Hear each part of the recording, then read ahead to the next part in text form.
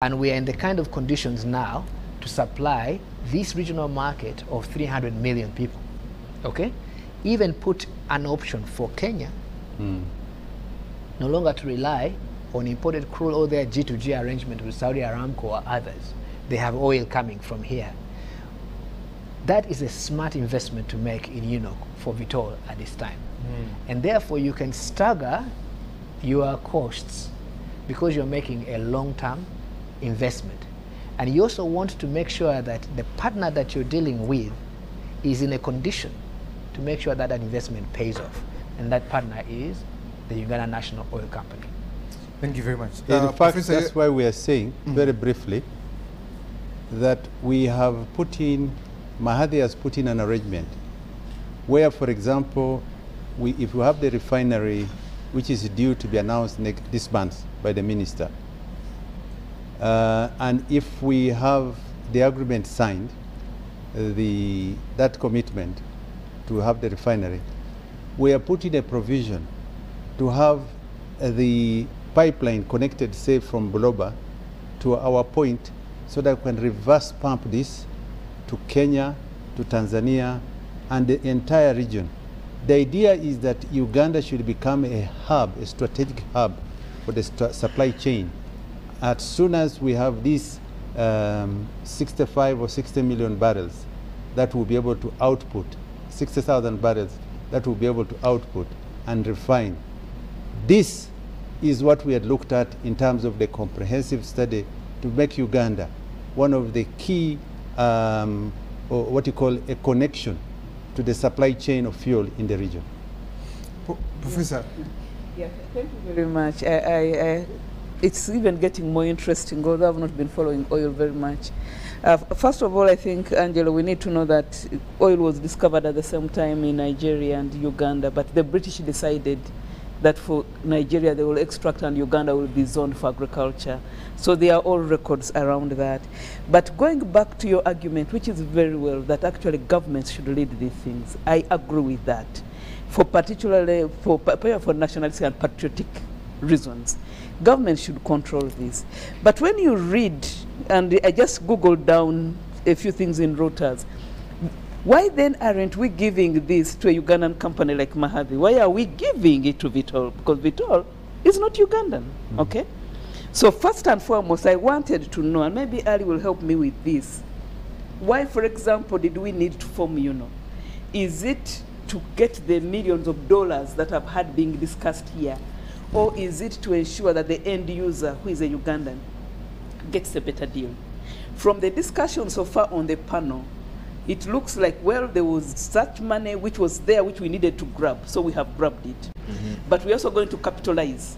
So in any case, it's not going to be cheaper to run UNOC, at least in the first years. So which means for me at the pump, which is the only interface I have with oil, the pump price will be as high or may even be higher, because we have to still build UNOC, but maybe we are not even getting into that space necessarily to bring down prices, but because the Kenyans have been taking it, so can we take it? That is one. The other thing is, if we want a national player, the state to own this chain, why then Vitol? Or are we trying to say that there's no Ugandan oil player, okay, maybe a private company, but a Ugandan oil player to do this kind of thing, so that we do the nationalism properly? And that's why maybe Captain Mukulu is talking about more deeper things, work with the shilling, avoid exporting the dollar, talk about the pipeline from Buloba, I don't know, to wherever, and make a hub. You see, when you have nationals driving these things, they have different sentiments from the players, as you said, because Vitol is looking at the downstream, so it's being strategically. Actually, you sound more like you are an advocate for Vitol, or a PR for Vitol, because you are telling us why Vitol would want to locate itself in that space. What we want to know is why are we having UNOC, and what is going to change for the consumer. But also, if we are to go nationalist, can we have nationalists driving this process? Except if we can comfortably say here that there are no Ugandans in that space who can do this. So personally, I think maybe Ali will help me to answer, why did we get there? Is it just for the money? There's been a biological determination that Ugandans cannot trade in fuel No, of course not. But Okay, so that is one thing. So mainly what I want to know, is it just to get the money, how well capitalize, or was it for the private user? But also when we say government, can we have government? Because at one point we hear UNOC is government, then we hear UNOC is a private player, and if UNOC is a private player, then why are we giving it a comparative advantage over other players in the market? So I think the message, and when you read, and there's so many things here about UNOC and the Vitol, and how Uganda is giving away sole rights and monopolies to this Vitol company, they are all there online by routers and whatever. I just Googled here and I got it. So I think we need to send out a consistent message, rather than just play PR. And I think for me the subject is a good subject. And for me, I'm a believer in governments owning these things for political reasons, for strategic reasons, and for nationalistic interests. Okay? The But challenge can we we're have having, Ugandans in charge? The challenge we're having, Timothy, is that we are not operating at the same level of knowledge of the oil sector in Uganda. That's the first thing. Yeah, that's why we have these kinds of panels to inform the public. So I actually read the strategy for UNOC, the original one done by PricewaterhouseCoopers, and then the one done by the Petroleum Exploration and Production Department last week. But I also know UNOC has got a new strategy now that it's pursuing. National oil companies are by design created to anchor the growth of the petroleum sector of a particular country. So you have, they are not really purely commercial. Commercial is, the benefit you get from oil is just one of the tributaries of benefit you get from the national oil company. National oil companies are strategic in a sense that they can guarantee security of supply. If you're thinking about some of the top national oil companies in the world, such as the one of Statoil in Norway, and the model that we are following here in Uganda, they are not only just commercially successful, but you build a top-class petroleum sector, which includes the ability of your nationals to explore the oil, to find the oil, to extract the oil, to sell the oil. Those are like multiple industries. Exactly. And the petrochemicals industry itself has got its many other benefits. Now, that is essentially the vision of UNOC. UNOC is basically a driver it's a partner of change, okay? But it is building that capacity in the oil and gas sector. So, Sarah, the way I would answer it is to say that, look, we can get into all the details about the sector, but essentially, the way you retain utmost benefits from an oil and gas sector is if you have your own anchor. That and anchor, I agree with that. the anchor is But you keep calling it private. No, the way the law has been designed, maybe Ali he made it actually very state, and it was good to follow. I said it's a government mandated, company. Okay. Let me bring in Ali to respond, and I come to Captain. I think, Professor, UNOC was created in 2013 as a statutory corporation or company. Owned the shareholders, Minister of Energy and Minister of Finance. Okay, that's fine. 2, it is, as Angelo is saying, a commercial entity that is supposed to operate under the Companies Act. So after creating it by law, we release it the way you release a bird to the air, and you say, go and trade. But by its nature, because it is young, as you said, we are 50 years old in this, 50 years late in this industry. Okay. And all the other players also have their babies whom they have built for all the, I can give you an example. CNOOC, China National Oil Company. It is here because it was birthed by China for over 30 years. It operated in China, now it comes and gets a license here. So we are trying to build UNOC, nurture it to a mother, as the mother, cover it, and I totally agree with that. Yes, and then we let it start, and it has started in the refinery. It is 40%, pipeline 15%. We just gave it a license, as the ministry gave it a license, Kasurubani, okay? It is now operating the Ginger Reserve. Now it's being taken from here to say, can you go and operate for us in the space that the Kenyans have been operating? Go to the coast, so that a buyer here comes and finds you. And then UNOC, as a commercial entity, says, okay, but when I go there, I am just 7 years old, so I might not have the muscle. I am going to get a commercial partner. How they get it, it is their commercial boardroom. We can't take a Uganda. They can, but Captain can tell you that how much it costs in a day for you to buy import oil products in this country. So in short, UNOC wouldn't have gotten a Ugandan supply. No. It has to be what I'm trying to say is you need to look at how much. First of all, maybe Captain gave you the amount, and I think in their commercial evaluation, because this company, from what I've read, is close to 500 billion in terms of its profile. I don't know whether we have a company, because actually they are his company is equally. Okay, you will explain. Allow me bring in Captain Mukula. Captain, when we look at what you have invested, over $200 million in this, and 2 super tankers coming in, about 9 million liters there. How are you going to leverage on this new policy? How are you going to be able to make money? Because you're not a charity, as Dr. Mhumza said, in this space, because you seem like you have a supplier, and you're almost going to be a retailer.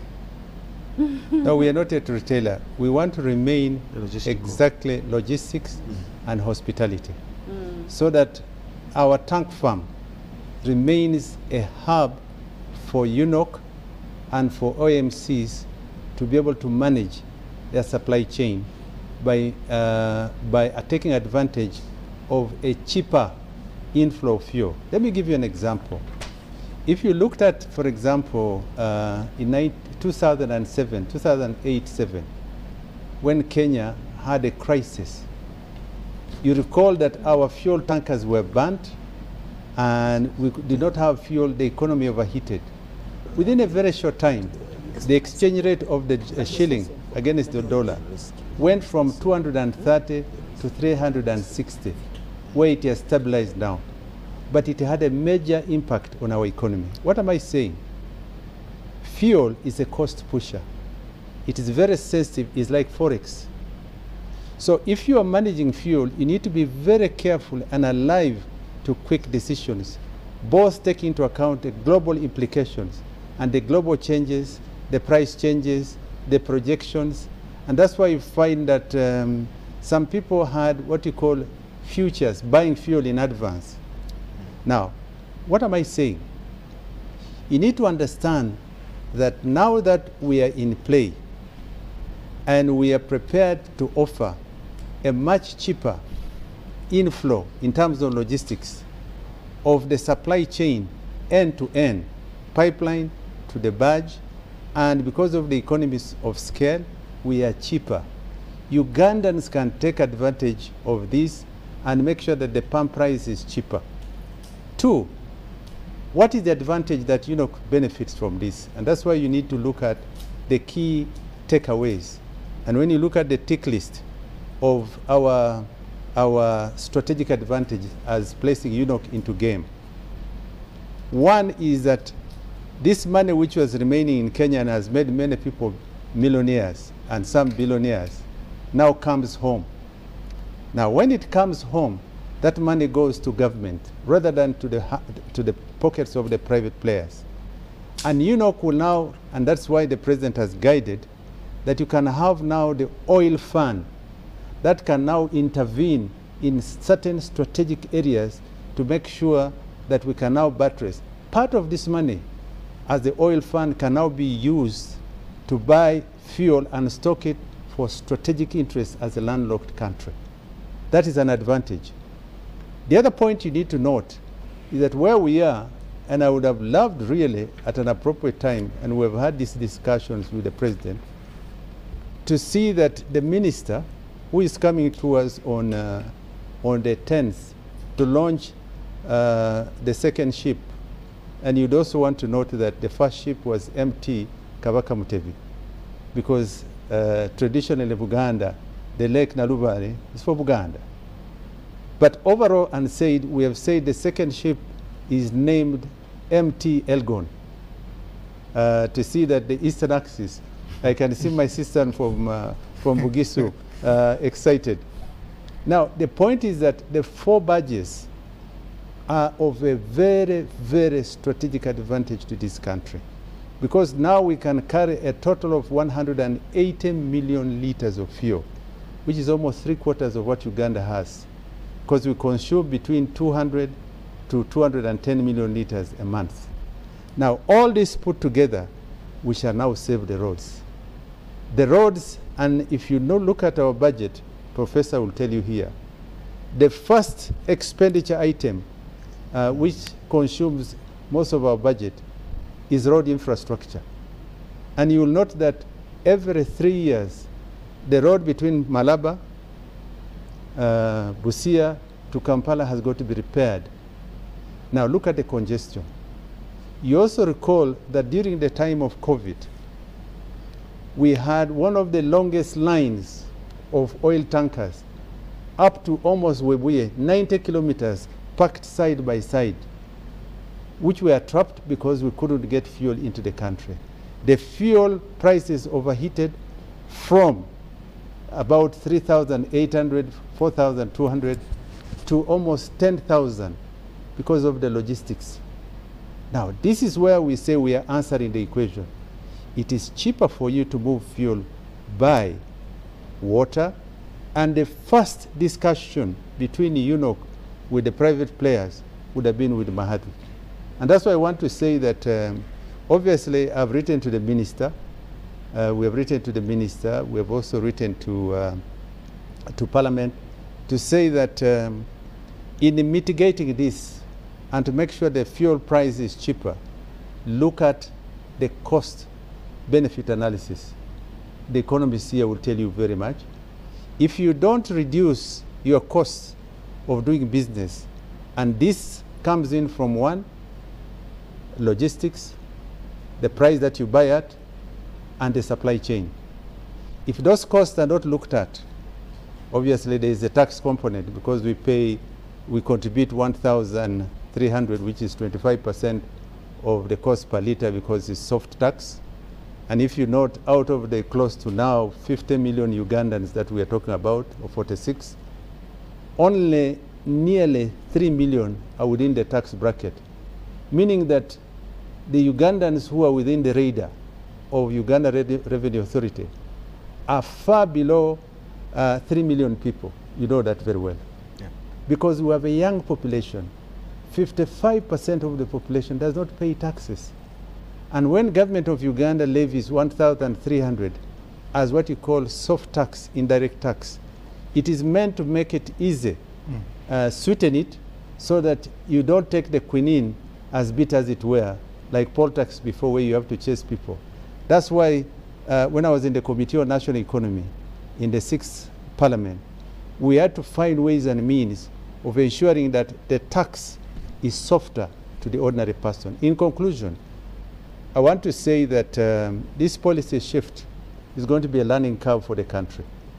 And that's why Professor here indicated that there are many areas that we must look at very carefully in order not to ensure that we face thunderstorms or headwinds along the way.